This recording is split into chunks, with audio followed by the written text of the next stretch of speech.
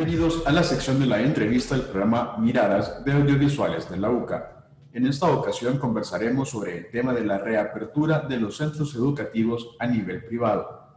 Y es que para dar un contexto, a partir del 6 de abril fue que se dio el anuncio de la reapertura de clases en los centros educativos públicos y privados de manera gradual, en la modalidad semipresencial y asistencia opcional para todos los y las estudiantes. En ese sentido, para esta sección tendremos como invitados a Javier Hernández Amaya, quien es presidente de la Asociación de Colegios Privados de El Salvador, y a Luis Carlos Orellana, presidente de la Asociación de Padres y Madres de Familia del Colegio Externado de San José. Bienvenidos a la sección de la entrevista de Miradas. Muchas gracias. Muchas gracias y saludos a toda la audiencia. Me gustaría preguntarle a Javier Hernández, ¿cuáles son las medidas de bioseguridad que más dificultad han presentado a la hora de implementarse en los centros educativos? Gracias, Oscar. Un saludo a Luis Carlos, que nos acompaña, y un saludo a nuestra audiencia, por supuesto. Nosotros como colegios privados es importante manifestar y evidenciarle al padre de familia que nuestras instituciones están preparadas con las medidas de bioseguridad para poder enfrentar el reinicio o el retorno a clases semipresenciales. En este caso, las medidas han sido adoptadas con mucha facilidad en nuestros colegios, pero lo que considero que va a complicar un poco la estadía dentro de las instituciones a los estudiantes son la falta de la costumbre que tenemos de repente del uso de la mascarilla, por ejemplo, o mejor dicho, el uso adecuado de la mascarilla y el distanciamiento físico al cual pues no estamos acostumbrados mucho y es lo que realmente pues nos puede complicar un poquito en la medida que no seamos obedientes en estas indicaciones. Podríamos tener de repente complicaciones para poder llevar a cabo las otras medidas de bioseguridad. Luis Carlos, ¿cómo valoran los padres de familia que sus hijos regresen a las aulas? ¿Cuáles serían los pros y los contras sobre este retorno a clases? El volver a la escuela es recuperar esos espacios donde nuestros hijos e hijas se encuentran con sus compañeros, se encuentran con sus maestras, es decir, se encuentran con un mundo, es decir, en el que aprenden a relacionarse, es decir, en el que aprenden van adquiriendo valores, van desarrollando actitudes, destrezas, bueno, y por supuesto conocimiento, ¿verdad? Entonces, nosotros sí lo vemos importante el regreso. Sin duda, en estas circunstancias hay ciertas dificultades, ¿verdad? Vemos positivo, por ejemplo, en este proceso de retorno, que los maestros ya estén vacunados, sobre todo por la seguridad de los maestros, porque sabemos que los niños, los adolescentes de alguna manera resisten un poco más a la carga viral, pero son los que de alguna manera también son una fuente de contagio más acelerada porque son portadores que lo resisten de mejor manera que los adultos, ¿verdad? Entonces, pero eso genera otras dificultades y aquí vienen los contras, o sea, el retorno de los estudiantes a la casa después de ir al colegio, ¿verdad? Es decir, entonces esto implica que familias, centro educativo o comunidad educativa, instituciones del Estado, en este caso el Ministerio de Educación, realmente pueden hacer una sinergia en la que se tenga claridad de los procesos a seguir para evitar en este contexto del COVID, ¿verdad? De esta pandemia que todavía nos está de alguna manera generando problemas, el impacto del regreso a las clases, a las familias, sea, ¿cómo se llama?, lo menos negativo posible. Perfecto. Javier, en este contexto de pandemia, muchos padres de familia se quejan de la modalidad virtual, que sus hijos no están aprendiendo debido a las metodologías que usan algunos docentes. ¿Qué se está haciendo para capacitar al personal docente e innovar el proceso de enseñanza y aprendizaje? La modalidad virtual es una alternativa que no hubo más que esta que poder utilizar para poder servir la educación en tiempos de encierro, en tiempos de pandemia, que no podemos llegar al colegio presencialmente. Las limitantes que esta modalidad tiene son muchas. Frente a una modalidad presencial, se queda sumamente corta en el alcance de los objetivos, metas y competencias educativas. Definitivamente que por lo mismo nosotros estamos pronunciándonos desde siempre en que en la medida posible que volviéramos a la presencialidad gradualmente, como se ha estipulado, optativamente y multimodal.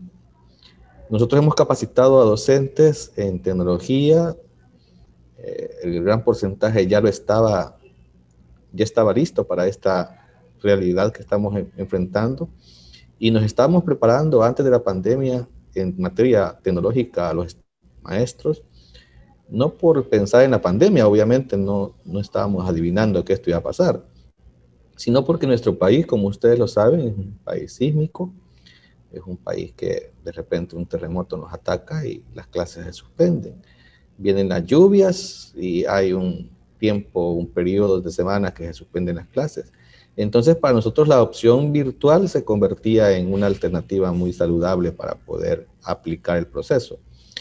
Hemos hecho webinar a docentes en materia tecnológica, hemos trabajado presencialmente algunas estrategias, hemos introducido el modelo remoto sincrónico, hemos introducido el modelo remoto asincrónico, hemos aplicado algunas estrategias de trabajo con partners tecnológicos, por ejemplo, con Google for Education, que ya la Asociación de Colegios Privados ha hecho enlaces suficientes para poder trabajar con ellos.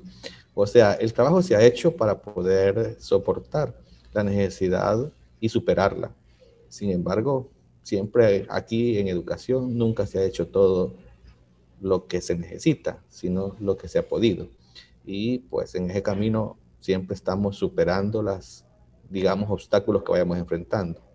Luis Carlos, ¿cómo valoran la carga académica que tienen los estudiantes en esta modalidad virtual respecto al incremento de tareas en comparación al aprendizaje y la salud mental? En la casa los muchachos pasan los 7 días de la semana dentro de la casa, digamos, por la situación que hay, o por lo menos de lunes a viernes, ¿verdad? Las 10 horas, algunos hasta 12 horas frente a la computadora. Yo creo que sí es algo que había que evaluar y habría que retomar. Y quiero aprovechar para mencionar también que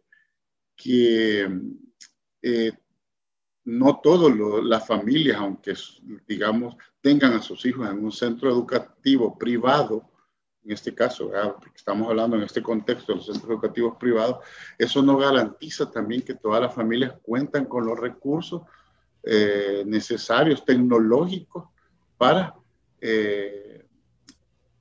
digamos, idealmente desarrollar ese proceso de aprendizaje. A mí no me cabe duda que en una familia de 2, 3 hijos, a lo mucho hay una computadora nada más. Y si los 3 están en el colegio y tienen clases al mismo tiempo, o sea, hay dificultades ahí que hay que considerar y tener en cuenta, ¿verdad? Entonces, ahora, sin duda puede ser que en algunos casos se sienta la carga académica un poco más pesada en términos de que es el muchacho el que ahora por su propia cuenta básicamente se ve en la obligación de ir al encuentro del conocimiento, ¿verdad? Y tampoco creo que pedagógicamente ese sistema de clases sincrónicas, las 5 o 6 horas diarias, creo que no es, por lo menos de como padre de familia, y me atrevo a decir que ejercí la docencia hace ya algunos años, no es como lo más óptimo en esta modalidad. Creo que es necesario que los centros educativos vayan encontrando como el balance para alcanzar los objetivos que pretende todo un sistema educativo. Muy bien, ahora vamos con Javier. Al ser opcional para las y los estudiantes ir al centro educativo, en esta modalidad virtual, ¿cómo están organizados los colegios? y en relación a esto, a la carga laboral de los docentes? Bueno, hay que decir que la carga académica ha tenido que reestructurarse. La cantidad de horas clases que se daban o que exigía el programa curricular tradicional ha tenido que reducirse. Hay menos horas de matemáticas, menos horas de lenguaje y otras asignaturas, eso hay que decirlo, porque hay que también destinar tiempo a otros procesos que anteceden y suceden a lo que es el hecho educativo. Por esa razón es que nosotros hemos aceptado siempre responsablemente que obviamente la virtualidad no es lo más óptimo que tenemos y en ella entran los procesos de clases sincrónicas y asincrónicas. Si lo óptimo aquí, Oscar, es estar en el colegio presencialmente. Eso es lo óptimo. Si aún así en el año 2019 presencialmente le quedábamos al sistema a deber en el alcance de competencias, imagínense ahora que estamos en tiempos virtuales, cuánto más le quedamos a deber al estudiante en competencias, contenidos, indicadores, objetivos, metas. O sea, hay que ser sinceros en este campo. Y no es un problema de El Salvador, es un problema del mundo. Todos estamos con la misma situación. Como dijo Luis, obviamente habrán instituciones educativas que tienen más recursos para suplir estas necesidades mejor que otras. Y las familias se encuentran en la misma situación. Nosotros hemos organizado una carga académica muy responsable en el sentido de que también debemos de cuidar el estado socioemocional del estudiante y la salud, por supuesto, biológica. Si la pantalla de la computadora le es dañina en un tiempo excedido, pues nosotros tenemos que medir ese tiempo que no sea como tan, digamos, demasiado para poder estar frente al computador. Y el docente también tenemos que cuidarlo, tenemos que ofrecerle un tiempo de desempeño en el cual no deba de estresarse para poder estar preparado para la siguiente clase que va a servir. Entonces hay todo un proceso, un plan de trabajo llamado Plan Retorno que se ha presentado al Ministerio de Educación, donde todas estas distinciones de estas, digamos, áreas de desempeño se han hecho ver ahí, han sido aprobadas por el Ministerio de Educación, aprobadas por el Ministerio de Salud, y nosotros ahora como colegios privados lo que nos toca es dar evidencias reales que lo que hemos planificado es lo que se está ejecutando. En ese sentido, Luis Carlos, me gustaría saber cuál es el papel que juega el Ministerio de Educación, los centros educativos y las familias en cuanto a la prevención de contagios de COVID-19.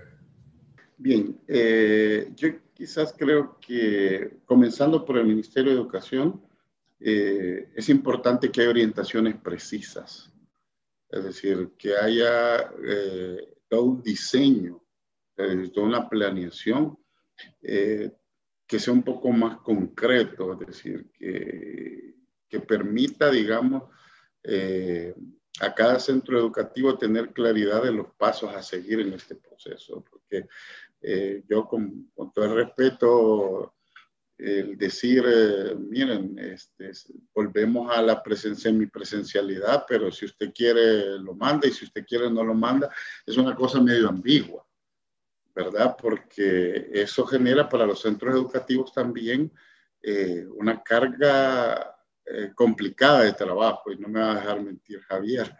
Es decir, preparar para la virtualidad a los maestros por una parte y al mismo tiempo para la presencialidad y combinar esa situación con los estudiantes es una cosa bien compleja, ¿no? Entonces, ¿cuáles son las orientaciones para volver con los niños de parvularia o de los primeros grados de escolaridad, de la parvularia hasta de preparatoria, por ejemplo, hasta tercer grado, segundo grado, que la educación en esos niveles es totalmente diferente, por ejemplo, a la del tercer ciclo de bachillerato. En cuanto a los centros educativos, yo creo que la tarea principal es crear las condiciones en el centro educativo óptimas. Cuando digo óptimas, sin duda con las limitaciones que se tenga, pero lo óptimo con esas limitaciones. ¿Verdad? Es decir, protocolos, definir bien protocolos con los niños pequeños, con los de cuarto a sexto, de tercer ciclo a todo tercer ciclo de bachillerato, porque digo, son realidades diferentes dentro del sistema educativo. Y las familias, yo veo dos retos importantes. Uno es acompañar a los estudiantes, a nuestros hijos e hijas. Es decir, creo que la pandemia nos ha dejado una lección clara, y es que la educación no es una tarea que se delega al centro educativo. La educación comienza en la casa, ¿ya? Y la disciplina en el cumplimiento de los protocolos, ¿dónde se va a adquirir? En la casa, básicamente. O sea, que yo sepa que debo lavarme las manos con frecuencia, que debo aplicarme el alcohol, que debo usar la mascarilla. Es decir, pero no solo en ayudar a generar esa disciplina en casa, sino también en el acompañamiento en la labor educativa. Es decir, yo creo que hoy los papás muchos nos hemos dado cuenta de lo que les cuesta a los maestros estar con nuestros hijos e hijas, ¿verdad? Entonces, claro, las realidades de trabajo, las realidades de ¿cómo se llama? También es una realidad que los centros educativos deben de tener en cuenta. Bueno, eso ha sido la intervención que hemos tenido en esta ocasión de parte del presidente de la Asociación de Padres y Madres de Familia del Colegio Externado de San José, Luis Carlos Orellana, y el presidente de la Asociación de Colegios Privados de El Salvador, Javier Hernández. Ha sido un gusto tener su participación en la sección de la entrevista de Miradas. Siga en sintonía de este programa.